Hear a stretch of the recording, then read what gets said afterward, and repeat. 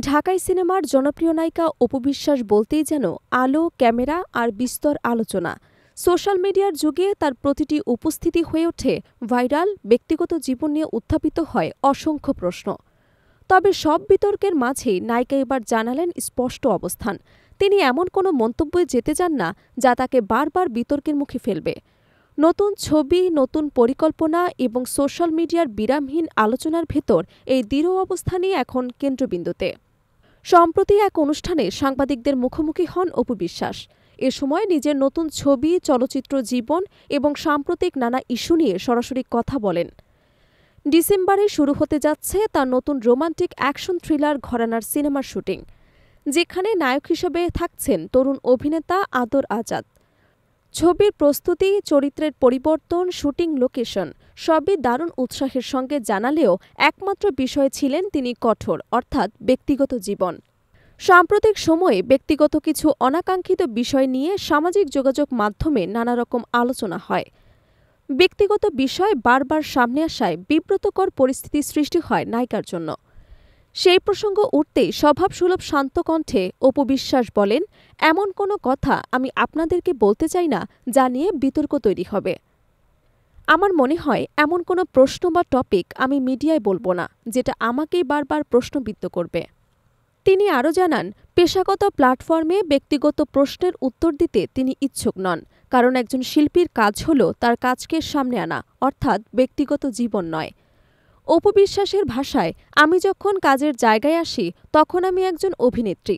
আমার ব্যক্তিগত বিষয় নিয়ে আলোচনা করার জায়গা নয় এটা।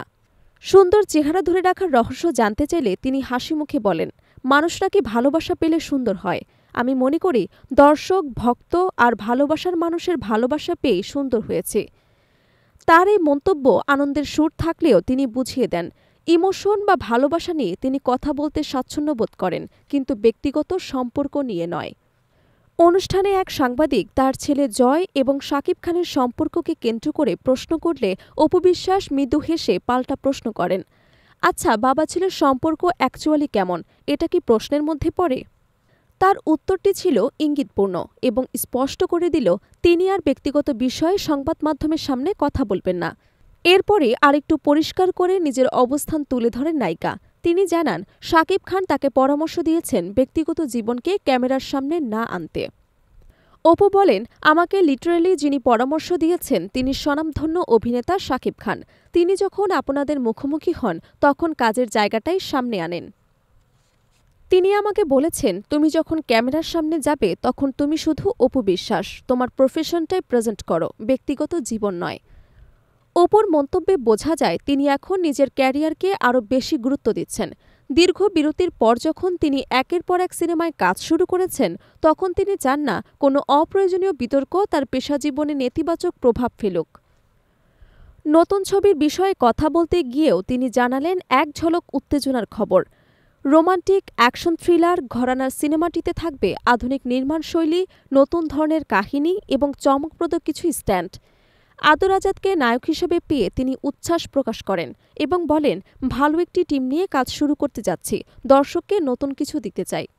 অপু বিশ্বাসের বক্তব্যে বোঝা গেল তিনি এখন আগের চেয়ে বেশি সতর্ক, সংযত এবং পরিকল্পিত।